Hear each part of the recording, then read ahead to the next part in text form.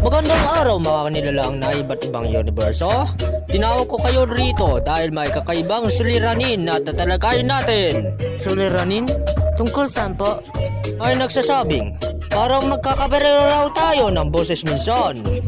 Actually bro, statistically speaking, voice overlap among media entities is quite a rare occurrence in it. Pero ako ay isang robot.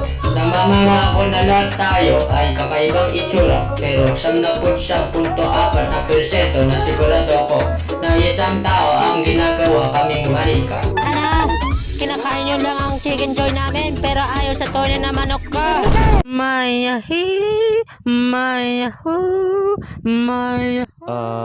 Parang di niya kami pinapakinggan.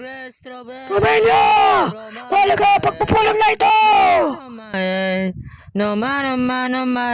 Nation thought it got qualified by Eurovision in 2003. Doya ko to. Kuto na rin gawa kahit teknayo. Baka nga ating mga itsura din. Ginawa na isang pares ang takabang proses. Baka mag-isa lang siya. Bukuha, baka dyan na inoya.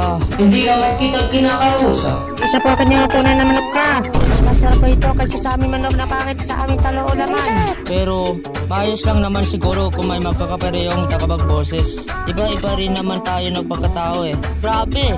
Nagiging banuma nila lang natin. Huwag kayo mainip dahil kailangan natin ang hanapin ng tao na mumuno na boses natin. I'm going to call it the voice actors and Irish citizen who dwells in the stunning landscape of Galway. Masterotate ano ni? Silong tumawag sa akin na ako si Rominia. Ako yun. Dareda.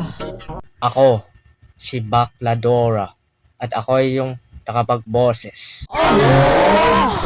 Ibig sabihin, lalamunin mo ba ang tunay na manok ko? Talagang gusto ko lang makita ang kasintahan ko. Sangayon ako sa akin pauwi. Sandali lang mga tawan. Muntik ko nang malimutan. Sus! Lorsan! Has matotoong manok!